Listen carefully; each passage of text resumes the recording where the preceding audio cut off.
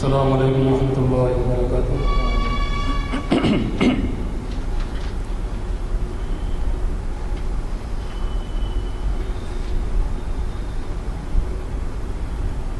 مسجد حرم کے امام صاحب جناب عبدالرحمن السدیس سورہ فاتحہ جس انداز میں پڑھتے ہیں اس انداز میں سورہ فاتحہ پڑھ رہا ہوں۔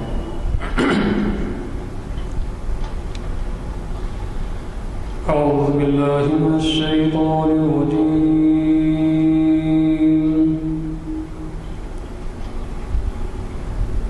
بسم اللہ الرحمن الرحیم۔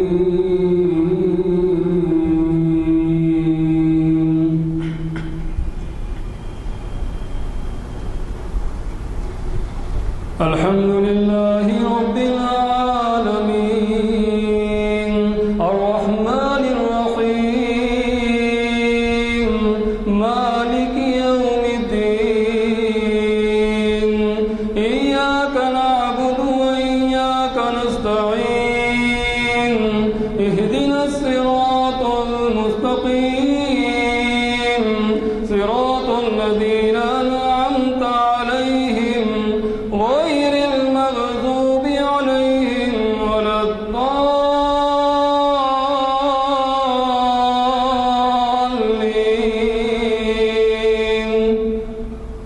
آمین۔ صدق اللہ العظیم۔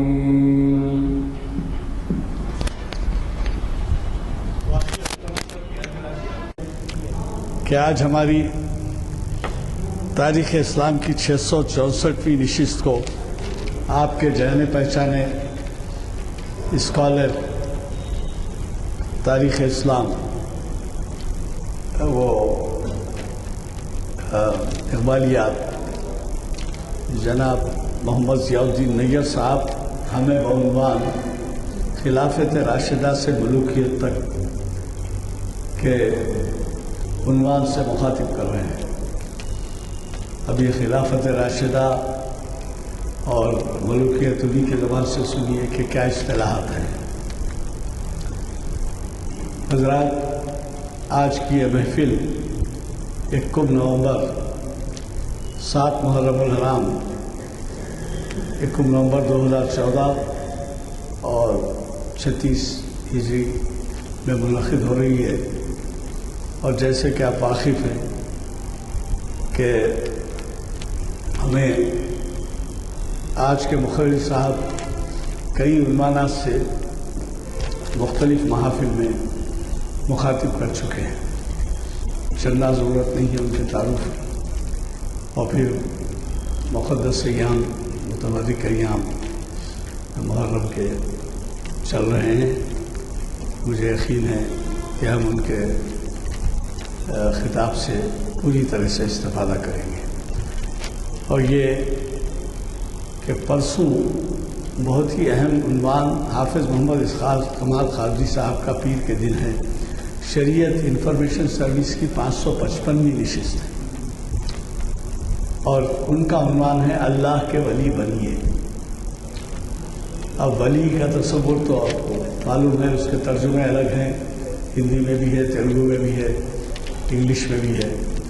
تو ولی اللہ یعنی عام طور پہ سنتے بھی ہیں، تو جو عنوان ان کا ہے اللہ کے ولی بنیے، بہت اہم عنوان ہے، اور جیسے کہ آپ واقف ہیں وہ ایک جانے پہچانے مقرر ہیں، اور حافظ محمد اسحاق کمال خارجی صاحب ایسے مقرر ہیں جنہوں نے ہمارے ہاں شریعت انفارمیشن سروس کے محافل کی بنیاد ڈالی تھی۔ تو آپ ان کو سننے ضرور تشریف لائیں، اور میرے خیال میں ساتھیوں کو بھی لیتے آئیں، نوجوانوں کو لیتے آئیں، تاکہ وہ دین کی باتوں سے واقف ہو سکیں۔ اور ایک اور توجہ دلاؤں گا، 5 نومبر کو جناب مستر مجاز صاحب جو بین الاقوامی شہرت کے اقبالیات کے اسکالر ہیں، اور جن کا فارسی کلام کا ترجمہ علامہ اقبال کے انہوں نے اردو میں کیا ہے، جناب مستر مجاز صاحب ہمارے ہاں 100 سے زائد نشستوں کو مخاطب کر چکے ہیں۔ وہ بعنوان اقبال کی آخری مصنوی محفل اقبال شناسی کی 778ویں نشست کو مخاطب کر رہے ہیں۔ مجھے قوی توقع ہے کہ آپ ان محافل سے استفادہ کریں گے.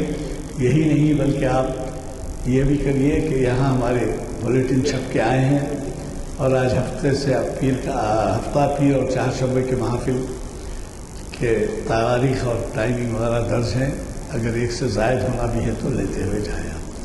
میں آج کے مقرر جناب ضیاء الدین نیت صاحب سے گزارش کرتا ہوں کہ حسین شریف پر تشریف لائیں اور ہمیں مخاطب فرمائیں.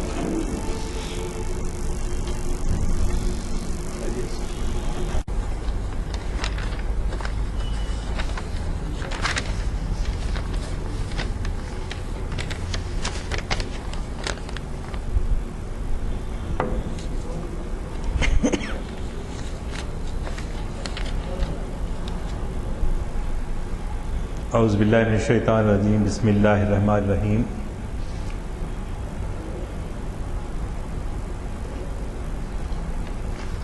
لقد صدق اللہ رسولہ الرؤیا بالحق لتدخلن المسجد الحرام ان شاء اللہ آمنین محلقین رؤوسکم ومقصرین لا تخافون فعلم ما لم تعلموا فجعل من دون ذلك فتحا قریبا هو الذي أرسل رسوله بالهدى ودين الحق ليظهره على الدين كله وكفى بالله شهيدا. محمد رسول الله والذين معه أشداء على الكفار رحماء بينهم. صدق الله العظيم صدق رسوله النبي الكريم ونحن على ذلك من الشاهدين والشاكرين والحمد لله رب العالمين. محترم غلام عزدانی صاحب، سینئر ایڈوکیٹ جناب نانک سنگھ نشتر صاحب، جناب محترم رؤوف صاحب، بزرگ اور دوستو، السلام علیکم ورحمۃ اللہ وبرکاتہ. آج کی جو گفتگو کا عنوان ہے خلافت راشدہ سے ملوکیت تک، اور آج کل جو ہے وہ داعش اور ISI وغیرہ کے بھی جو ہے اخبارات میں جو ہے مسلسل پڑھتے ہوئے آ رہے ہیں. دعوے تو بہت ہیں لیکن خلافت آخر ہے کیا؟ خلافت اصل میں جب اسلام کا ظہور ہوا، اور ذرا پیچھے سے اگر ہم چلیں کہ حضرت اللہ تعالیٰ نے آدم علیہ السلام کو پیدا فرمایا اور اس کے بعد آدم ہی سب سے پہلے نبی بھی ہیں. یعنی انسان کو پیدا کر کے اللہ میاں خلیفۃ اللہ فی الارض پیدا کر کے آزاد نہیں چھوڑ دیے، بلکہ ساتھ ساتھ ان کو ہدایت دینے کے لیے وقتاً فوقتاً مختلف زبانوں میں مختلف علاقوں میں ہادی بھیجے. لکل قوم ہاد، ہر قوم میں ہم نے ہادی بھیجے. ہادی سے مراد کون؟ نبی، پیغمبر، جو ہدایت دینے والے. زندگی کیسی گزارنا چاہیے، کیا کرنا چاہیے. اس کو اگر آپ قرآن میں پڑھیں تو جو ہے 1,24,000 یا ایک روایت میں 1,84,000 پیغمبر اللہ نے دنیا میں بھیجے. لیکن قرآن مجید میں صرف ہم 25 نام ہم کو جو ہے انبیاء کرام کے ملتے ہیں. باقی کے بارے میں سورہ یاسین میں آیا، نام نہیں لیا، رہبر آئے، نام کی ضرورت نہیں تھی. لیکن ان سارے صفحے انبیاء میں صرف اور صرف محمد رسول اللہ صلی اللہ علیہ وسلم آخری نبی ہیں جنہوں کی آمد پر نبوت جو ہے کا اختتام عمل میں آیا. آپ خاتم النبیین ہیں، اب کوئی نبی آنے والا نہیں ہے. تو رسول اکرم صلی اللہ علیہ وسلم کو اب اس میں اقبال نے ایک جگہ اچھا نکتہ پیدا کیا کہ انسانیت بتدریج عہد طفولیت سے عہد شباب کی طرف بڑھ رہی تھی. انسانی تہذیب، انسانیت عہد طفولیت سے عنفوان شباب کی طرف بڑھ رہی تھی. تو اس لحاظ سے قوانین بدلتے بدلتے آتے جاتے تھے. لیکن جب رسول اکرم صلی اللہ علیہ وسلم آ گئے تو انسانیت اس مقام پہ پہنچ چکی ہے کہ اب اس کو مزید کوئی نبی بھیجنے کی ضرورت نہیں. قرآن پاک، رسول اکرم صلی اللہ علیہ وسلم کی زندگی اور انسان کی عقل کو وہ بتا دیا گیا کہ بھئی آپ کی ہدایت کے لیے کافی ہے. چنانچہ مشہور حدیث حضرت معاذ بن جبل رضی اللہ تعالیٰ عنہ جب یمن کو جا رہے تھے تو رسول اللہ صلی اللہ علیہ وسلم نے پوچھا اے معاذ تم اپنی رہنمائی کے لیے کس کو رہنما بناؤ گے؟ تو انہوں نے کہا کہ میں قرآن مجید کو بناؤں گا۔ اگر کوئی چیز مسئلہ قرآن میں نہیں ملے تو تم کیا کرو گے؟ تو انہوں نے کہا میں قرآن میں نہ ملا کر تو میں آپ کی سیرت طیبہ میں دیکھوں گا کہ آپ اس مسئلے کو کیسا حل کرتے تھے۔ اگر تم مجھے کرتے بھی نہ دیکھو، مجھے کچھ اس بارے میں کہتے ہوئے بھی نہ سنا ہو، تو تم جب کیا کریں گے؟ تو انہوں نے کہا میں قرآن اور سنت طیبہ کی روشنی میں اپنی عقل سے رہنمائی حاصل کروں گا۔ تو حضور اکرم صلی اللہ علیہ وسلم تم رسائے صحیح راستہ پا گئے۔ تو یہ انسان جب اسلام کا ظہور ہوا، فرد کی اصلاح ہوتی چلی گئی، تو اس کے بعد اسلامی معاشرہ تشکیل پایا۔ کس کی رہنمائی میں؟ رسول اللہ کی رہنمائی میں۔ اب ہم بہت سارے بعض لوگوں کا ایک طبقہ ایسا بھی ہے، ہم کو قرآن کافی ہے، ہم کو رسول کی زندگی احادیث میں شبہ کا اظہار، ایسا ایک فرقہ ہے جو اپنے آپ کو اہل قرآن کہتے ہیں۔ تو اس میں وہ لوگ، ان کا خیال یہ ہے کہ قرآن ہمارے لیے کافی ہے، لیکن سواد اعظم بولے تو مسلمانوں کی کثیر تعداد اس بات پر متفق ہے کہ آپ کتاب کو کیسا انٹرپریٹ کرتے تھے، رسول اللہ سے بہتر کوئی اور انٹرپریٹ نہیں کر سکتا تھا۔ تو چنانچہ آپ نماز کے بارے میں تو قرآن میں پڑھیں گے، زکوٰۃ کے بارے میں پڑھیں گے، لیکن اس کی جزوی تفصیلات جو ہیں، تشہد میں بیٹھنا، قیام میں کھڑے ہونا، یہ سب کس سے سیکھے؟ ہم رسول اللہ صلی اللہ علیہ وسلم سے سیکھے۔ وطر کی پابندی، جی یہ سب جو ہے آپ نے ہم کو بتایا تفصیل۔ تو لہٰذا ہماری اسلامی معاشرے کے قیام کے لیے قرآن مجید اور رسول اکرم صلی اللہ علیہ وسلم کی رہنمائی میں اسلامی معاشرہ تشکیل پایا۔ اب اور ایک قدم آگے بڑھ کے جب مکے سے مدینہ منتقل ہوئے تو اسلامی معاشرے سے اسلامی حکومت قائم ہوئی، اسلامی نظام حکومت قائم ہوا۔ تو اس میں رسول اللہ صلی اللہ علیہ وسلم سربراہ مملکت کی حیثیت سے آپ جو دل میں آیا وہ احکامات جاری نہیں کرتے تھے، بلکہ قانون الہی کی بالادستی کو قائم رکھتے تھے، پیش نظر رکھتے تھے۔ قانون کیا ہے؟ وہ قرآن پاک ہے، اس کی بالادستی کو آپ سب سے پہلے مقدم رکھتے تھے۔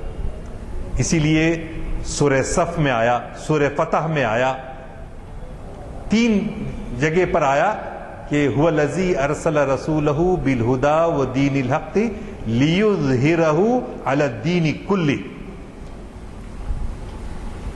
تو ایسا دین جس کی رہنمائی رسول اکرم صلی اللہ علیہ وسلم نے فرمائی اور جو قرآن جو شارع ہے اس کی روشنی میں جو ہے حکومت کا نظام جو ہے آپ نے قائم کیا۔ اور آپ نے کئی دفعوں پہ یہ بھی کہا اس کی خصوصیات کیا ہیں؟ حاکمیت صرف اللہ ہی کی ہے۔ اہل ایمان کی حکومت دراصل خلافت ہے، جسے مطلق العنانی کے ساتھ نافذ نہیں کیا جا سکتا۔ کوئی مطلق العنان بادشاہ نہیں بن سکتا، مرضی میں جیسا ایسا نہیں کر سکتا، بلکہ قرآن کو لازماً ماخذ اس کے احکامات، اس کے قوانین کا ماخذ کیا ہے؟ قرآن اور سیرت طیبہ۔ اور آپ نے کہا کہ ان دونوں کی جو تعمیل کریں گے، قرآن پاک کی اور سیرت طیبہ کی، وہ کامیاب ہیں۔ اسی لیے آپ نے فرمایا علیکم بکتاب اللہ احلوا حلالہ وحرموا حرامہ۔ اللہ کے رسول نے اور کتاب پاک نے جن چیزوں کو حلال قرار دیا ہے تم اس کو حلال، اور جس کو اس نے منع کیا، حرام کیا ہے، اس کو حرام۔ چاہے اس میں قرآن مجید کی بہت ساری آیتیں ہیں۔ اور دوسرا اہم نقطہ یہ تھا حکومت اسلامیہ کا کہ عدل بین الناس، عوام کے درمیان انصاف، عدل۔ ہم ہر جمعہ کی نماز میں دوسری رکعت میں خطیب صاحب کو پڑھتے ہوئے سنتے کیا؟ ان اللہ یامر، اس کے ساتھ ہی ہم اٹھ کے کھڑے ہو جاتے. وہ سمجھتے نہیں معلوم، لیکن فوری ہم بولتے کہ اب خطبہ ختم ہو گیا اب. لیکن اتنی جامع آیت ہے وہ، ان اللہ یامر بالعدل والاحسان وایتاء ذی القربی وینہی عن الفحشاء والمنکر. تو عدل بین الناس، قرآن کا سنت کا دیا ہوا سب قانون سب کے لیے یکساں ہے، اور اس کو مملکت کا ادنا آدمی یا اعلیٰ سے اعلیٰ آدمی اس پر یکساں نافذ ہے یہ قانون. ایسا نہیں کہ یہ بادشاہ ہے، یہ شاہی خاندان کے لوگ ہیں، ان پر حد جاری نہیں کی جا سکتی، ایسا نہیں ہے، بلکہ چھوٹے سے چھوٹا آدمی اور بڑے سے بڑا آدمی پر یہ نافذ کیا جاتا ہے. اور سورہ شورى میں آیت نمبر 15 ہے، وہ امرت لأعدل بینکم، مجھے حکم دیا گیا ہے کہ میں لوگوں کے درمیان عدل و انصاف سے کام لوں. اور یہاں تک کہ حضور اکرم صلی اللہ علیہ وسلم نے فرمایا، خدا کی قسم میری بیٹی فاطمہ بھی چوری کرتی تو اس پہ میں حد جاری کر دیتا. اللہ اکبر. معلوم ہے آپ کو بی بی فاطمہ رضی اللہ تعالیٰ عنہ کا مقام کیا ہے؟ جب حضور اکرم صلی اللہ علیہ وسلم کا آخری وقت آ پہنچا تو بی بی فاطمہ کو آپ نے قریب کر کے بتایا کہ اب میں دنیا سے جانے والا ہوں، پردہ فرمانے والا ہوں. تو آپ رونے لگی. پھر آپ نے ان کو قریب کیا، کہا کہ فاطمہ، میرے سے میرے خاندان میں سب سے پہلے تم آ کر مجھ سے ملو گی. چنانچہ 6 مہینے کے بعد ہی بی بی فاطمہ رضی اللہ تعالیٰ عنہ کا وصال ہوا، دنیا سے آپ تشریف لے گئے. اور وہ بی بی فاطمہ جس کو رسول اکرم صلی اللہ علیہ وسلم اتنا عزیز رکھتے تھے کہ جب بھی مدینے سے باہر جاتے، جنگوں پہ جاتے، کسی سفر پہ جاتے، سب سے پہلے آتے 2 رکعت نماز نفل پڑھتے، پھر بیٹی کے گھر جاتے، بیٹی کے گھر جا کر اپنے گھر لوٹتے. یہی نہیں، ایک مرتبہ آئے تو دیکھا کہ بی بی فاطمہ کچھ گھر کے دروازے کے اچھے پردے لگائے، کچھ اس وقت کے لحاظ سے کچھ اس کو بہترین سنوارا سجایا ہے. حضور اکرم صلی اللہ علیہ وسلم آئے، باہر سے دیکھ کر ہی واپس چلے گئے. اپنی عزیز ترین بیٹی، لیکن آپ نے ہمیشہ وہ اقدار، وہ ویلیوز، جو الہی ویلیوز جس کو کہیں گے آپ، جس میں اللہ کا خوف، اللہ کی خشیت، اللہ کی رضا جس میں شامل ہوتی ہے، اسی کو آپ نے پسند فرمایا. اپنے قربت، اپنی اولاد ہونے کی وجہ سے بھی کوئی. خدا کی قسم اگر فاطمہ بھی چوری کرتی تو میں اس کے ہاتھ کاٹ دیتا. یہ ہے عدل بین الناس، رشتہ داری وغیرہ کا کوئی وہ. اب اس کے بعد یہ ہے کہ مساوات بین المسلمین، مسلمانوں کے درمیان آپس میں مساوات کا سلوک. مساوات سے کیا مراد ہے؟ ایک تو یہ آیا، اللہ تعالیٰ نے فرمایا سورہ حجرات میں، انما المؤمنون اخوہ، کہ مومن کیا ہیں؟ آپس میں بھائی ہیں، بھائی ہیں. اور اسی میں اور ایک جگہ آگے جا کر اللہ تعالیٰ نے فرمایا، یا ایھا الناس انا خلقناکم من ذکر و انثی وجعلناکم شعوبا وقبائل لتعارفوا. اے لوگو، انا خلقناکم، ہم نے تمہیں پیدا کیا، من ذکر و انثی، یعنی ذکر میں، مرد میں اور عورتوں میں، وجعلناکم، اور تمہیں بنایا، قبائل اور اقوام کی شکل میں، تاکہ تم جانے پہچانے سکو، لتعارفوا، تاکہ تم جانے پہچانے جا سکو. لیکن عظمت کس کو حاصل ہے؟ ان اکرمکم عند اللہ اتقاکم، تم میں سب سے زیادہ اللہ سے جو ڈرنے والا ہے، اللہ کی خشیت اختیار کرنے والا ہے، وہی جو ہے مکرم ہے. سوسائٹی کے اندر کیا معیار ہے؟ سوسائٹی کے اندر یہ معیار نہیں ہے. حلال کی دولت ہے، حرام کی دولت ہے، بڑا بنگلہ ہے جی، مرسیڈیز گاڑی ہے، تو اس کے سامنے اٹھ کے کھڑے رہنے کی اسلام تعلیم نہیں دیتا. تم میں مکرم کون ہے؟ تم جو خدا سے سب سے زیادہ ڈرنے والا ہے. ان اکرمکم عند اللہ اتقاکم، تم میں جو سب سے زیادہ ڈرنے والا ہے. تو اور اسی حقیقت کو آپ نے یوں بھی فرمایا جب حجۃ الوداع ہو رہا تھا، اونٹ کے کجاوے پر آپ نے ایک خطبہ دیا، بہت مشہور ہے، last sermon of the prophet صلی اللہ علیہ وسلم. یہ UN میں اسی جو قانون ہے، چارٹر ہے، وہ بہت سارا آخری حجۃ الوداع کے خطبے سے ماخوذ ہے. آپ نے اعلان فرمایا لا فضل للعربی علی العجمی ولا للعجمی علی العربی کلکم ابناء آدم وآدم من تراب. نہ عربی کو عجمی پر فضیلت ہے، نہ عجمی کو عربی پر فضیلت ہے، تم سب آدم کی اولاد ہو اور آدم مٹی سے بنائے گئے تھے.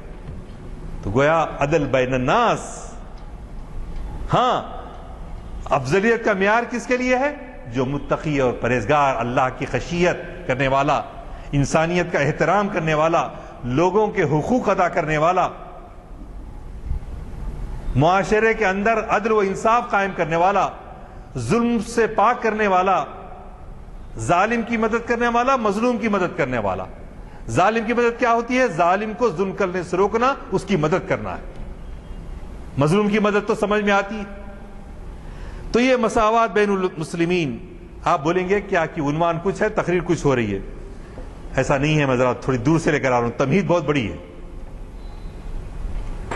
ورنہ لوگ عام طور پہ جو ہے واقعات کربلا کے دن کے سنا دے کے جی کیوں حضرت حسین گئے، کیوں حضرت عبداللہ ابن عمر اور عبداللہ ابن عباس، عبداللہ ابن زبیر سب روکتے رہے لیکن اس کے باوجود گئے.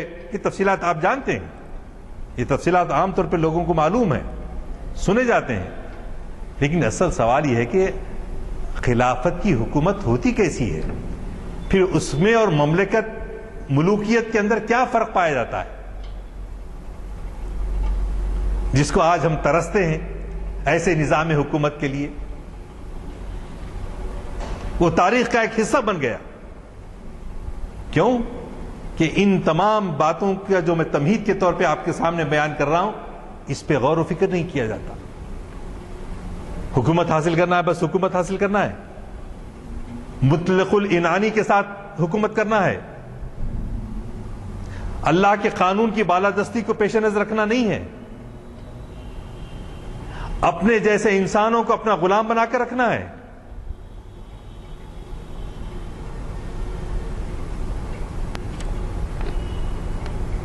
اور رسول اکرم صلی اللہ علیہ وسلم نے فرمایا جو گواہی دے اللہ کے واحد ہونے کی گواہی دے، وحدانیت کی گواہی دے، اور جو اپنا رخ کعبے کی طرف کرے اور ہمارے جیسی نماز پڑھے اور ہمارا ذبیحہ حلال کیا ہوا کھائے، وہ مسلمان ہے. اب ہمارے پاس تو بہت سارے شرائط ہیں اور اپنی طرف سے ہر شخص عالم بن گیا. یہ نہیں ہے تو مسلمان نہیں، وہ نہیں ہے تو مسلمان نہیں، اس کی مسلمانی خطرے میں، اس کی مسلمانی خطرے میں. یہ نہیں، آپ نے بہت ہی سمپلیفائی کر کے بتا دیا یہ چار چیزیں اگر کسی کے پاس ہیں تو وہ مسلمان ہے.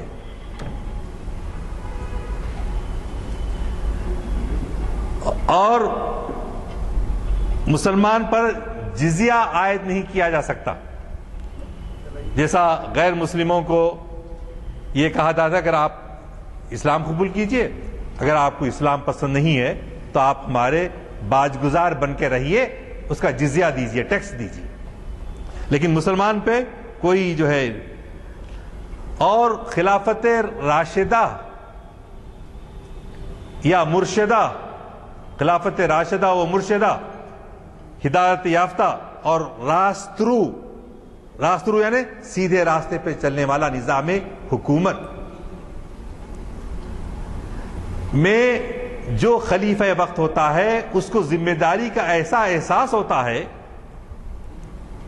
خدا کے سامنے جواب دہی کا احساس حضرت عمر رضی اللہ تعالیٰ عنہ فرماتے ہیں کہ اگر کوئی بکری کا بچہ ضائع ہو جائے فرات کے کنارے، فرات ایک دجلہ و فرات ہے نا عراق میں جو ندیاں ہیں، اس کنارے پہ بھی مدینے میں بیٹھ کے کہہ رہے ہیں اگر ایک بکری کے بچے کا ضائع ہو جائے تو مجھے ڈر لگتا ہے کہ میں خدا کے سامنے کیسے جواب دوں۔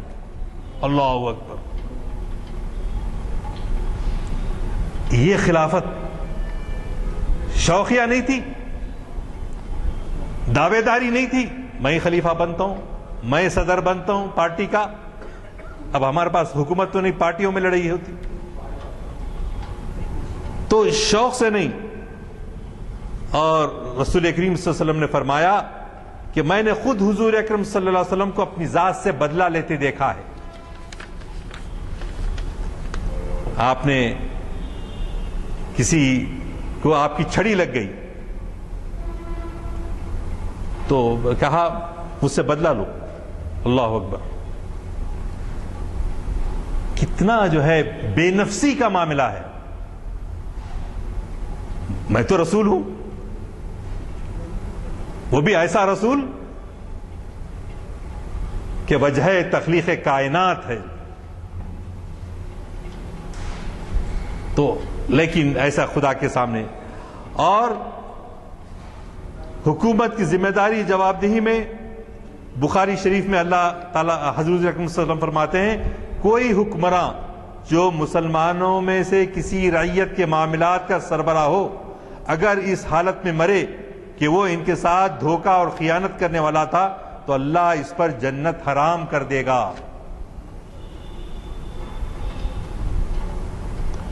یہ بخاری کی روایت ہے۔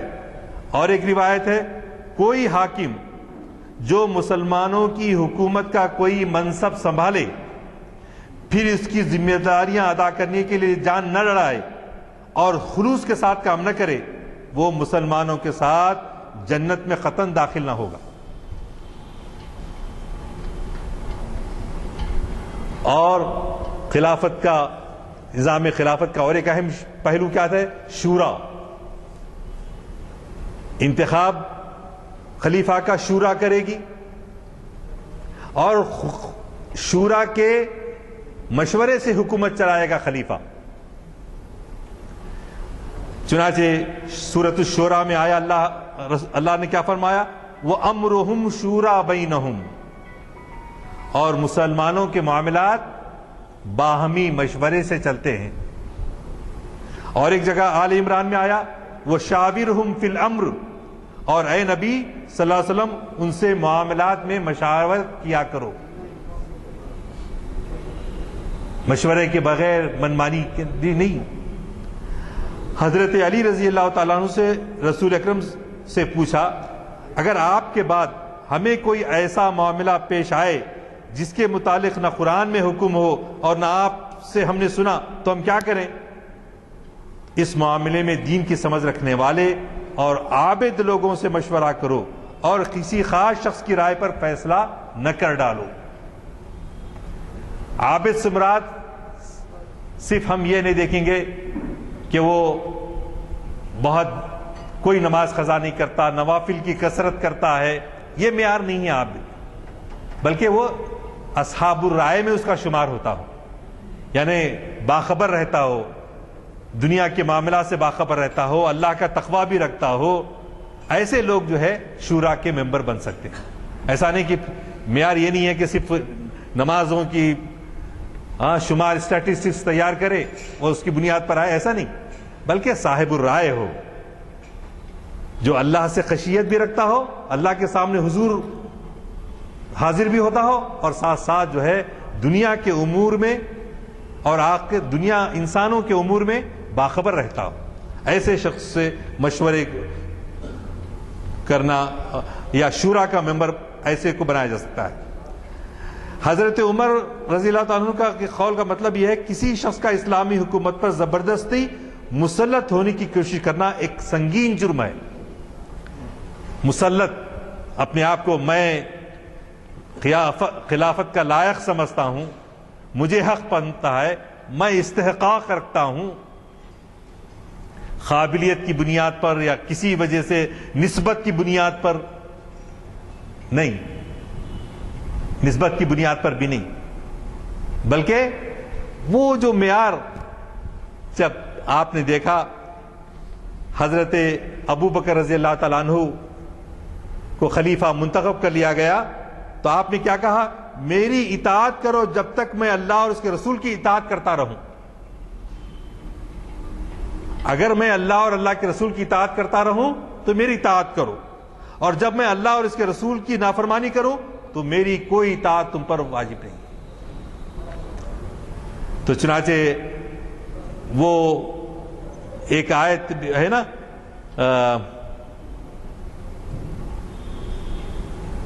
لا طاعت، آیت نہیں ہے، لا طاعت لمخلوق لا طاعت فی معصیت الخالق، لا طاعت المخلوق فی معصیت الخالق، یعنی اللہ کی نافرمانی میں کسی مخلوق کی اطاعت، اگر کوئی مخلوق بھٹکا رہی ہے، راہ سے ہٹا رہی ہے، اس کی اطاعت آپ پر لازم نہیں ہے، فرض نہیں ہے، بلکہ اس کا انکار کرنا ضروری ہے۔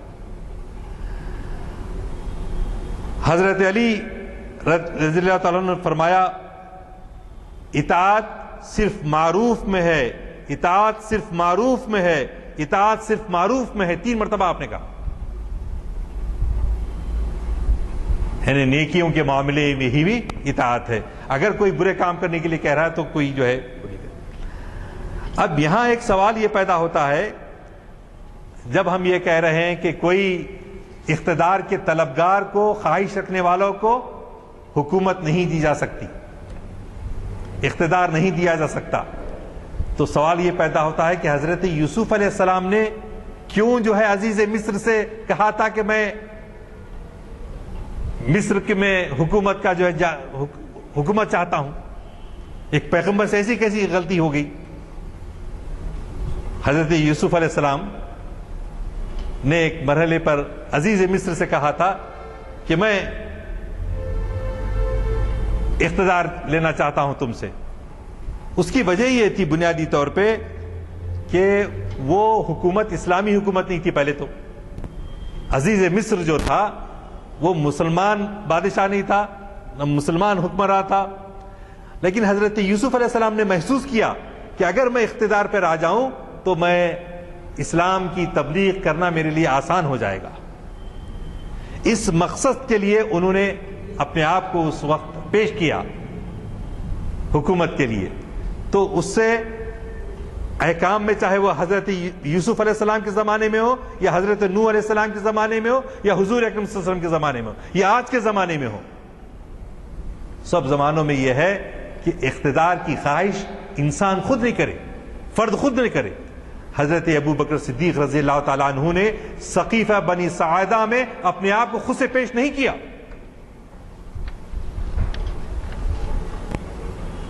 بلکہ حضرت عمر رضی اللہ تعالیٰ عنہ نے دیکھا حالات ایسے ہیں کہ مہاجر و انصار میں سے پھر یہ کوئی ناجائز منافقین تو پہلے سے ہیں شہر میں، یہودی بھی ہیں، کہ ایک بڑا نزاع کھڑا نہ ہو جائے، تو آپ کی یعنی سب ذکاوت، آپ کا ذکی الحس ہونا کہ آپ نے فوری حضرت ابو بکر صدیق کے آپ ہاتھ بڑھائیے، میں جو ہے بیعت کرتا ہوں۔ اور یقیناً رسول اکرم صلی اللہ علیہ وسلم جب آخری زمانے میں بیمار ہوئے تو آپ نے نماز کے لیے کس کو آگے بڑھایا؟ حضرت ابو بکر صدیق کو آگے بڑھایا۔ تو اس رہنمائی حاصل کرتے ہوئے اور آپ کا جو تقویٰ، اور آپ جو ہے ابتدائی زمانے سے، ابتدائی اسلام سے بہت سارے لوگ جو ابتدا میں مسلمان ہوئے ہیں وہ حضرت ابو بکر صدیق کی کوششوں سے ہوئے۔ حضرت طلحہ، حضرت زبیر، جی عشر مبشرہ میں بہت سارے حضرت ابو بکر صدیق رضی اللہ تعالیٰ عنہ کے ترغیب پر، ان کی تبلیغ پر مشرف اسلام ہوئے۔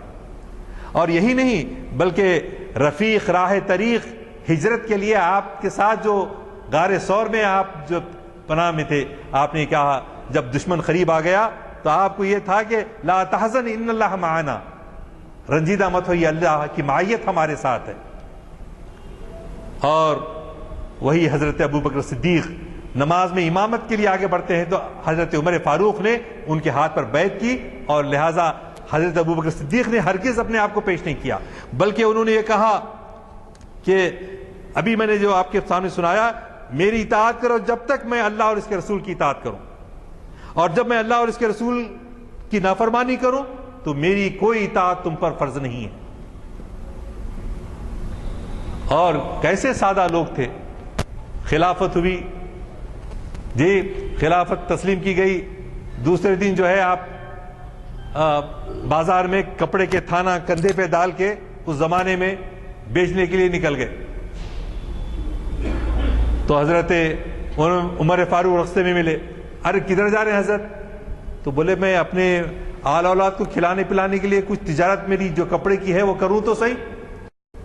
تو آپ نے کہا نہیں، حضرت عمر فاروق نے ان کو لے کر ابو عبیدہ ابن جراح کے پاس گئے، جو بیت المال کے ناظم بیت المال تھے، ان کے پاس جا کر کہا کہ ان کے لیے یہ خلیفہ منتخب ہو گئے ہیں، خلافت کے امور انجام دینے کے لیے وقت چاہیے، اگر یہ اپنی معیشت کے سلسلے میں نکلتے ہیں باہر تو پھر امور حکومت کس طرح سے چلیں گے؟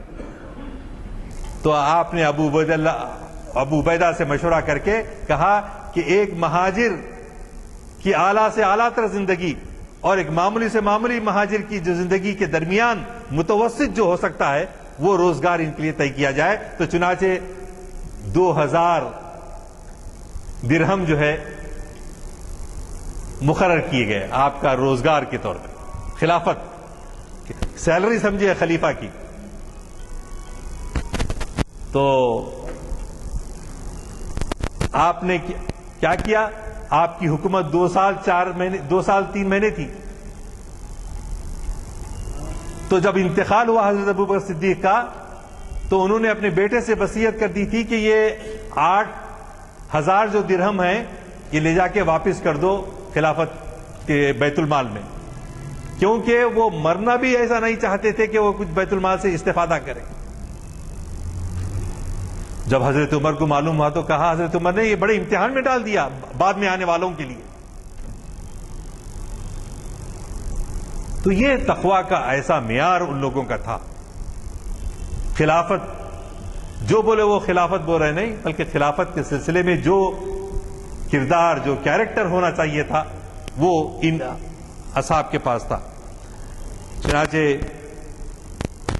اللہ تعالیٰ فرماتا ہے ریاست کا مقصد وجود حکمراں اور اس کی حکومت کا اولین فریضہ یہ قرار دیا گیا تھا کہ وہ اسلامی نظام زندگی کو کسی رد و بدل کے بغیر جو کا تو قائم کرے اور اسلام کے معیار اخلاق کے مطابق بھلائیوں کو فروغ دے اور برائیوں کو مٹائے۔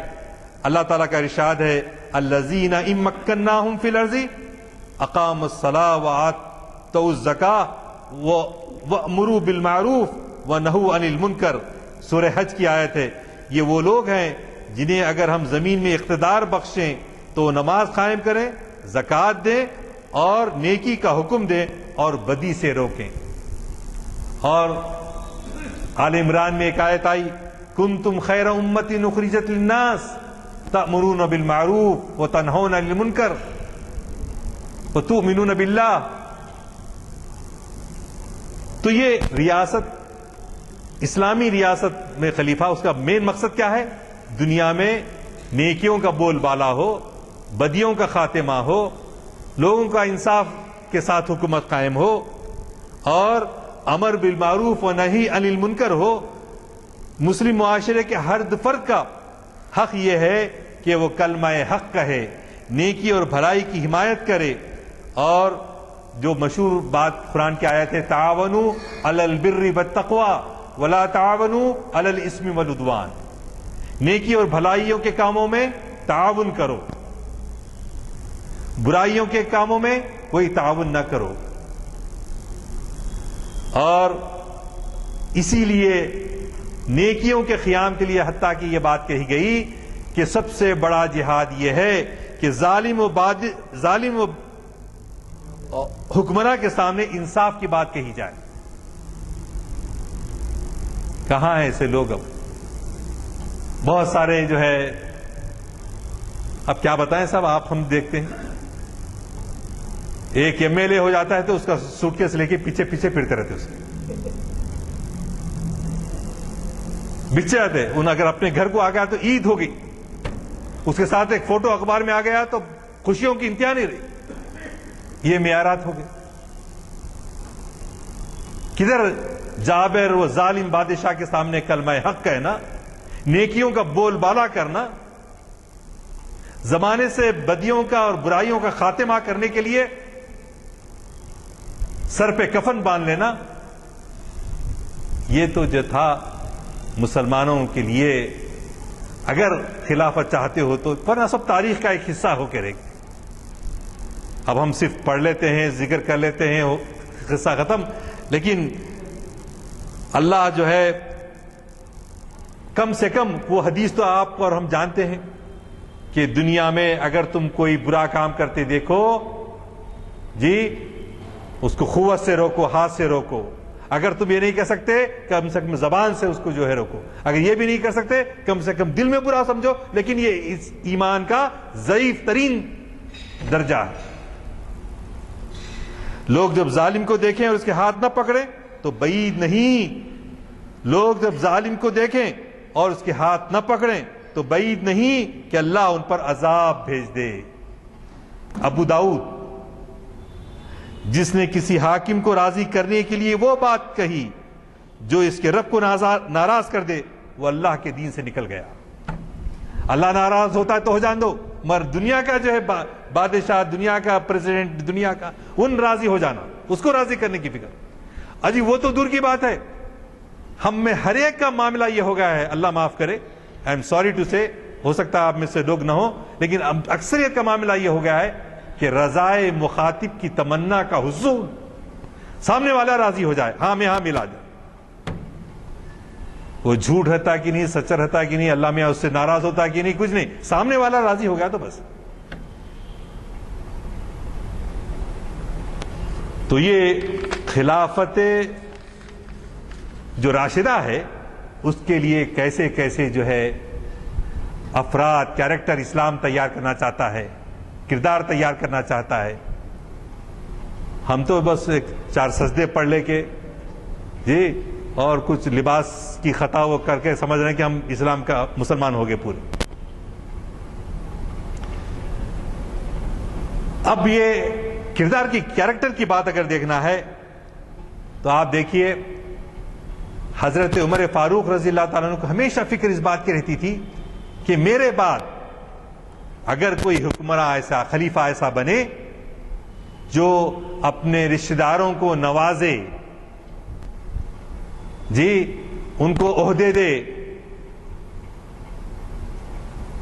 تو حضرت عمر فاروق کا جو ویژن تھا، آپ کو اسی لیے چپ نہیں کہا گیا تھا کہ لا نبی بعدی، میرے بعد کوئی نبی نہیں ہے. اگر نبی ہوتے تو عمر ہوتے. عمر کا ایسا مقام تھا. تو حضرت عمر رضی اللہ تعالیٰ عنہ کے بعد ہی، مشرف اسلام ہونے کے بعد ہی اسلام جو ہے بڑے زور کے ساتھ جو ہے، ورنہ نمازیں کھلم کھلا نہیں پڑھتے تھے. کیونکہ پہلے حکم کیا آیا تھا؟ آپ لوگ جو ہے اپنے رشتہ داروں کو، خراب بدداروں کو ڈرائیے، انذر عشیرتک الاقربین.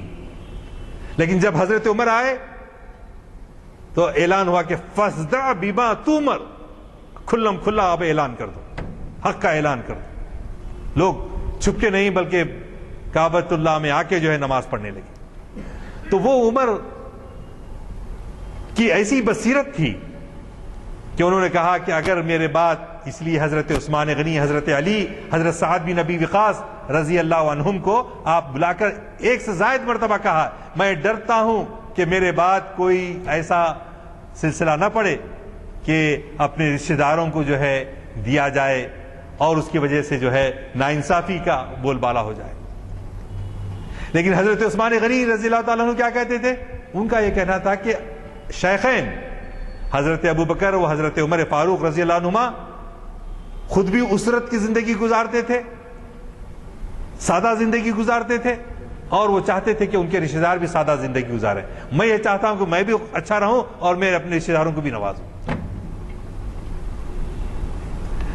تو اجتہادی ڈفرنس ہو سکتا ہے, اجتہاد حضرت عثمان غنی کا اور شیخین کا الگ ہو سکتا ہے, لیکن نتیجہ واقعی وہ حضرت عمر رضی اللہ تعالیٰ عنہ جو دیکھتے تھے نا کہ وہی ہوا کہ بہت سارے لوگ جو ایک ہی خاندان کے لوگ بہت زیادہ حکومت میں آئے, جسے مروان ابن حکم ہے. مروان ابن حکم کے والد کا نام تھا حکم, وہ جو ہے حکم بن العاص حضرت عثمان کے چچا ہوتے تھے. وہ ان کا شمار ہوتا ہے طلقاء, توئے لام قاف اللیف حمزہ, طلقاء. طلقاء کس کو بولتے؟ جو بالکل آخری زمانے میں مکہ فتح ہونے کے بعد اسلام قبول کیے, جس میں امیر معاویہ رضی اللہ تعالیٰ عنہ بھی ہیں, جس میں ابو سفیان بھی ہیں, جس میں عبداللہ ابن سرح بھی ہیں, جس میں مروان اس وقت 7 سال کا بچہ تھا. مروان کے والد بھی ہیں, حکم بن العاص بھی ہیں. تو مروان ابن حکم کے والد کو مدینے میں رسول پاک صلی اللہ علیہ وسلم نے یہ دیکھا کہ وہ حضور اکرم صلی اللہ علیہ وسلم کی جو ہے خصوصی محفلیں جو ہوتی تھیں صحابہ کے ساتھ, رازدارانہ جو گفتگو ہوتی, ان کو جاننا بوجھنا اور اس کو افشاں کر دینا, لوگوں میں پھیلا دینا, یہ کام کر رہے. اور دوسرا کام کیا کرتے تھے انہوں کہ حضور اکرم صلی اللہ علیہ وسلم کی نقل اتارتے تھے. اور ایک مرتبہ تو حضور اکرم صلی اللہ علیہ وسلم نے دیکھ لیا ان کو, تو آپ نے کہا ان کو جو ہے مدینے سے دور بھیج دو. چنانچہ ان کو مدینہ بدر کیا گیا اور وہ طائف میں رہنے لگے اپنے بیٹے کے ساتھ. انہوں نے کوشش کی حضرت ابوبکر صدیق کے زمانے میں لوٹ آنے کی, مگر حضرت ابوبکر صدیق نے کہا جس کو رسول اللہ ہٹائے میں نہیں بلاتا. کوشش کی گئی حضرت عمر فاروق کے زمانے میں, حضرت عمر فاروق نے کہا نہیں, جو ابو بکر اور محمد صلی اللہ علیہ وسلم نے کیا میں ان کے حکم کے خلاف نہیں جا سکتا. لیکن حضرت عثمان غنی رضی اللہ تعالیٰ عنہ کے زمانے میں وہ آئے, ان کو داخلہ, اور اس داخلے کا فائدہ انہوں نے یہ اٹھایا. اس وقت تک مروان بن حکم ذرا عمر میں بڑا ہو چکا تھا, تو he became the chief secretary of the خلافت.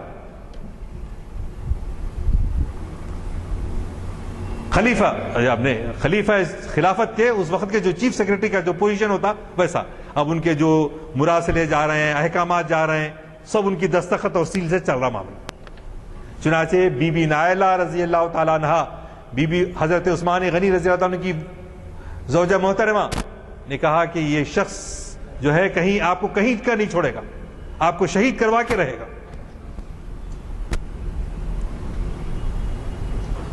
تو ان کی وجہ سے کافی جو ہے حضرت عثمان غنی کے زمانے میں بڑے صحابہ جیسے سعد بن نبی وقاص رضی اللہ تعالیٰ عنہ ہیں, عمرو بن عاص رضی اللہ تعالیٰ عنہ ہیں, جن کو مصر کی جو ہے گورنری دی گئی تھی. امیر معاویہ کو بھی حضرت عمر نے شام کی حد تک کا علاقہ دیا تھا, لیکن حضرت عثمان غنی کے زمانے میں ان کا علاقہ بڑھتے بڑھتے آج کا جارڈن, سیریا اور جو ہے آپ کے لیبنان, وہ سب علاقہ ان کے اختیار میں آ گیا. اور 1-2 سال نہیں 20 سال تک ان کو جو ہے وہاں پر حکمراں رہنے کا موقع ملا. تو اس طرح سے اور بھی بہت ساری باتیں ہیں. اسی طرح انہوں نے ایک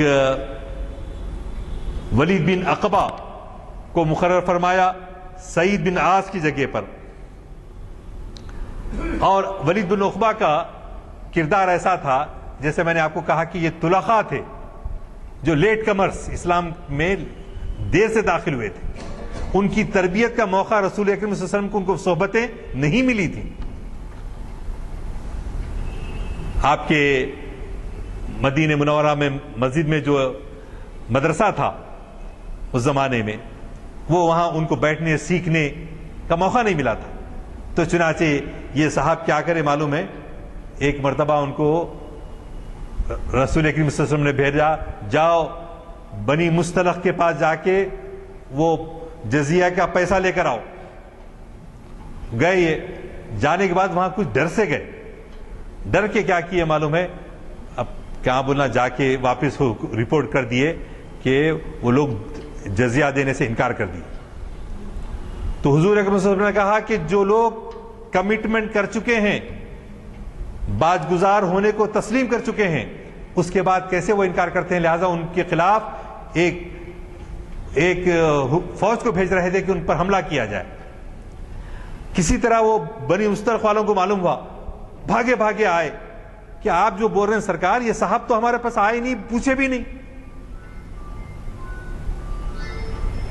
تو بعد میں وہ سورہ حجرات میں وہ آیت اتری, یا ایھا الذین آمنوا ان جاءکم فاسق بنبأ فتبینوا ان تصیبوا قوما بجہالۃ فتصبحوا علی ما فعلتم نادمین, کہ آپ کو بعد میں کہیں ندامت اٹھانے نہ پڑے. آپ کے بعض لوگ جو ہے ان کی نفاق کی وجہ سے, قریب تھا کہ جو ہے لڑائی ہو جاتی, خون خرابہ ہوتا, تو پھر ان کو جو ہے سزا دی گئی. پھر اس کے بعد یہی صاحب ایک مرتبہ ان کو کوفے کا گورنر بنایا گیا, تو وہاں پر انہوں نے شراب پی, شراب کے عادی تھے. ایک وقت نماز شراب پی کے صبح میں فجر میں امامت کر رہے تھے, 2 کی جگہ 4 رکعت پڑھائے. 4 پڑھانے کے بعد سلام پھیر کے بولے اور پڑھوں کیا؟ تو صحابہ جو ہے یہ ہو گئے کہ بھئی ایسے شخص کو جو ہے کیوں جو ہے یہاں کا گورنر بنایا گیا ہے. تو حضرت عثمان غنی اس تحقیقات اور یقین کرنے میں کہ واقعی انہوں نے شراب پی تھی, دیر ہوئی. اس کے بعد حضرت علی کو حکم دیا کہ ان کو کوڑے لگائے جائیں. چنانچہ ان کو 40 کوڑے مارے گئے. تو دراصل بتانا میں یہ چاہ رہا ہوں کہ جو رسول اکرم صلی اللہ علیہ وسلم کی صحبت زیادہ حاصل نہیں کیے, ان کی تربیت جن کی نہیں ہوئی, ان میں کمزوریاں تھیں. اگرچہ کہ ان کے دور میں بھی فتوحات کا سلسلہ جاری رہا, پورا افریقہ فتح ہو گیا, بحری جنگ کا آغاز ہوا, سب کچھ ہوا, لیکن اس کے باوجود جو لوگ محروم کیے گئے تھے وہ بھی صلاحیتیں رکھتے تھے, اور وہ زیادہ متقی اور پرہیزگار تھے. لہذا ان کا حق زیادہ بنتا تھا کہ ان کو جو ہے جس کا اندیشہ حضرت عمر فاروق رضی اللہ تعالیٰ عنہ کو ہمیشہ رہا کرتا تھا.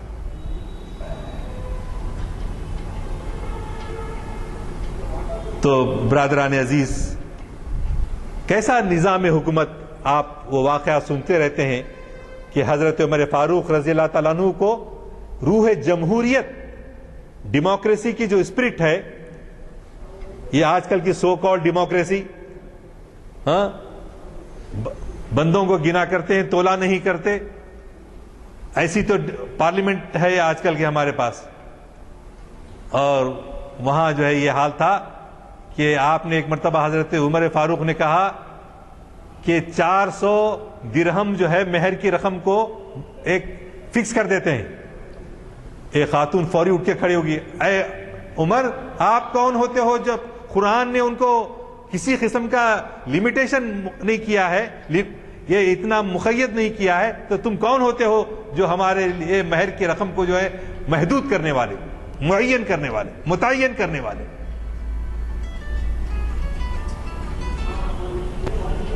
تو یہ ایک عورت جو ہے خلیفہ وقت کو جو ہے ٹوک سکتی تھی. اور وہ بھی واقعہ آپ کئی دفعہ سن چکے ہیں کہ ایک مرتبہ بیت المال سے سب میں چادریں تقسیم ہوئی تھیں, 2 چادریں حضرت عمر فاروق کے جسم پر تھیں. حضرت سلمان بن فارسی رضی اللہ تعالیٰ نے پوچھا, اے عمر اس کا جواب تو دو, ذرا خطبہ شروع کرنے سے پہلے تمہارے جسم پر 2 چادریں کیسی ہیں جبکہ تقسیم جو ہے ایک چادر ہوئی تھی. حضرت عمر فاروق نے, کبھی غلطی بھی ہو سکتی تھی, دیکھیے آپ غلطی نہیں, تو یہ وقت کب ہوتا ہے؟ ہر لمحہ خدا کے سامنے جواب دہی کا احساس. جو جس شخص نے کہا تھا کہ فرات کے کنارے بھی اگر ایک بکری کا بچہ ضائع ہو جائے تو اس کا جو ہے میں ڈرتا ہوں کہ خدا مجھ سے اس کا حساب نہ لے۔ تو اے عمر، اے عبداللہ، تم اس کا جواب دو۔ چنانچہ ان کے بیٹے عبداللہ بن عمر کھڑے ہو گئے اور انہوں نے جواب دیا کہ میرے حصے کی چادر بھی ابا جان کے جسم پر ہے، 2 چادریں اس طرح سے ان کے پاس۔ تو برادران عزیز، یہ جو خلافت تھی، اس خلافت کو جاری رہنا چاہیے تھا، لیکن 40 سال کے اندر ہی اس خلافت کا خاتمہ ہوا۔ اس کی وجہ بھی کیا رہی؟ اس کی وجہ بھی ایک مشورہ، بظاہر ایک مشورہ رہا کہ مغیرہ بن شعبہ نے حضرت امیر معاویہ کو پلیز کرنے کے لیے کہ ان کی جو ہے خلافت، ان کی گورنری چھن نہ جائے کوفے کی، بصرہ کی، تو انہوں نے کہا کہ اے امیر المومنین، آپ جو ہے اپنے جانشین یزید کو بنا دیجیے۔ اس مشورے کو انہوں نے غور کیا، پھر قبول کر لیا، اور اس کی تائید میں مدینے سے مکے میں ہر جگہ پھر کر خود جو ہے اس کی تائید حاصل کرنے کے لیے کوشش کی۔ ان کا مقام ایز اے کاتب وحی اور صحابی کے اپنی جگہ پر ہے، لیکن بہرحال ایسی خلافت کا جب معاملہ جا کے ایسے ہاتھوں میں پہنچ رہا تھا تو حضرت حسین رضی اللہ تعالیٰ کی ایمان جو ہے کیسے گوارا کرتا کہ ایسی خلافت کے وارث ایسے ہوں۔ جی، میں نے جو کیریکٹر بتائے کہ خلافت کے مستحق لوگ کیسے تھے، ان کے کنٹریبیوشنز کیا تھے، انہوں نے کیسے خلافت راشدہ اور مرشدہ کا مستحق کیسا ٹھہرایا تھا، اور ان کے جانشین کیسے ہونے جا رہے تھے،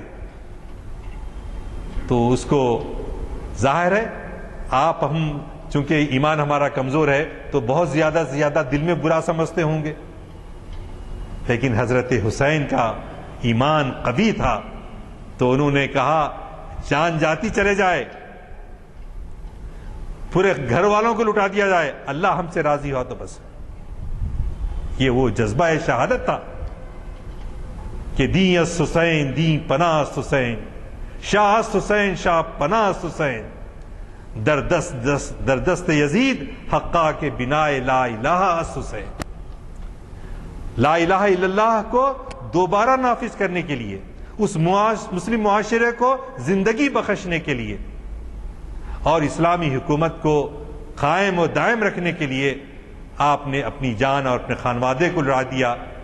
اسلام زندہ ہوتا ہے ہر کربلا کے بعد۔ تو لہٰذا اگر آج بھی کسی دل میں یہ تڑپ ہے کہ اسلامی خلافت کو دیکھنا چاہتے ہیں تو برادران عزیز، یہ پورے خلافت کے انسٹیٹیوشن کو سمجھنے کی ضرورت ہے، اور اس سمجھ کر اپنی اپنی ذمہ داری یہ تو ہے کہ ہم کم سے کم اپنے آپ کو تو بدل سکتے ہیں۔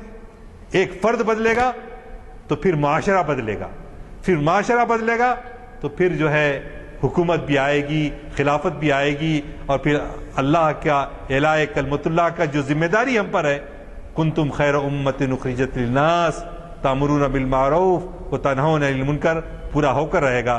اللہ سے دعا ہے کہ تڑپنے پھڑکنے کی توفیق دے، دل مرتضیٰ سوز صدیق دے، دل مرتضیٰ سوز صدیق دے، عزائم کو سینوں میں بیدار کر دے، نگاہ مسلمان کو تلوار کر دے۔ اے اللہ، ہم جو کچھ کہہ رہے ہیں، اے اللہ ہمارے دل میں ایمان کی حرارت پیدا ہو جائے، تیری رضا کے لیے جینے اور تیری رضا